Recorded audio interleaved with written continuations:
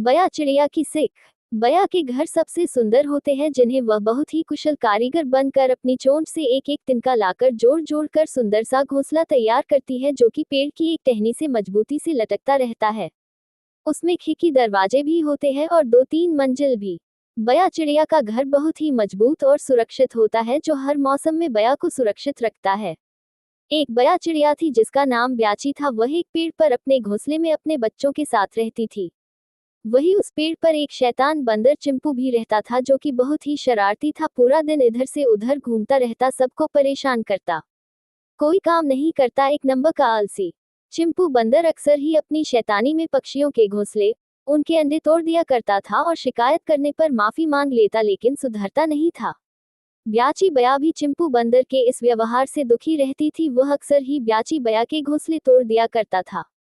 सावन आने वाला था और ब्याची बया अपने बच्चों के लिए नया घोंसला बना रही थी। चिंपू बंदर बया की मेहनत देखकर हंस रहा था।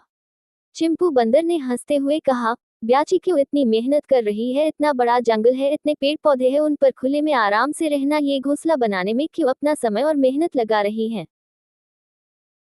ब्याची ने चिंपू की बात सुनकर शांति से चिंपू को जवाब दिया, चिंपू भाई, तुम कितने ढीठ और आलसी हो, ये तो सारा जंगल जानता है। तुम खुद तो अपने लिए कोई घर बनाते नहीं हो, और जो दूसरे मेहनत से घर बनाते हैं तुम उन्हें भी अपनी शैतानियों के चक्कर में तोड़ देते हो। सब तुमसे दुखी रहते हैं, क्यों करते हो ये सब? तुम भी अपने लिए घर बनाकर देखो, कितना अच्छा लगता है अपने घर में रहना।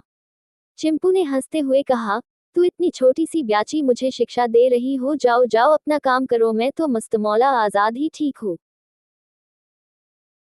ब्याची ने चिंपू की बात सुनकर कहा, चिंपू भाई, मेरी एक सीख याद कर लो, तुम्हें जीवन में काम आएगी। चाहे कोई पंछी हो, कोई जानवर हो या कोई मनुष्य ही क्यों ना हो, सबको अपने लिए एक घर जरूर बनाना चाहिए, जहां वह रात में आराम कर सकता है, अपने बच्चों को बेहतर जीवन दे सकता है, दुनिया के खतरों से अपनों को बचा सकता है, बदलते मौसम से बच सकता है। ये जंगल है, यहाँ तो आंधी बारिश आती ही रहती है। इन सब से बचने के लिए अपने घर में आराम से सो सकता है, बिना बाहर के मौसम की चिंता किए।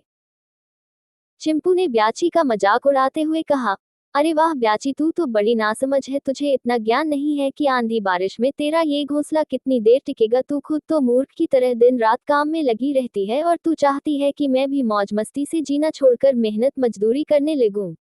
ब्याची बया ने कुछ नहीं कहा और अपने लिए घोंसला बनाती रही।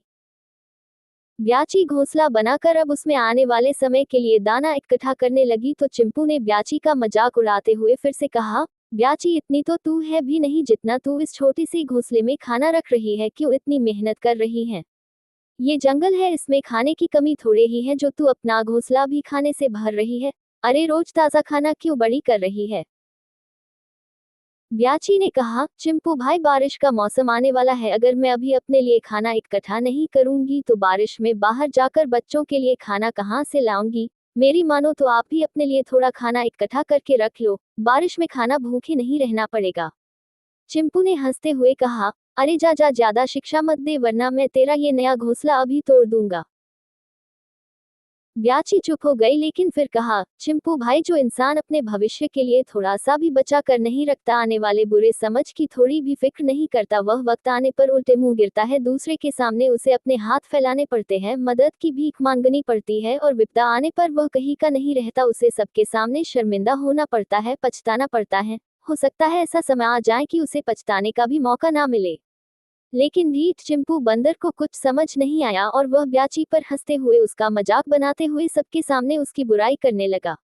ब्याची ने किसी की बात पर ध्यान नहीं दिया और अपने घर में अच्छी मात्रा में खाना इकट्ठा कर लिया, साथ ही अपने घोंसले की मजबूती भी दुबार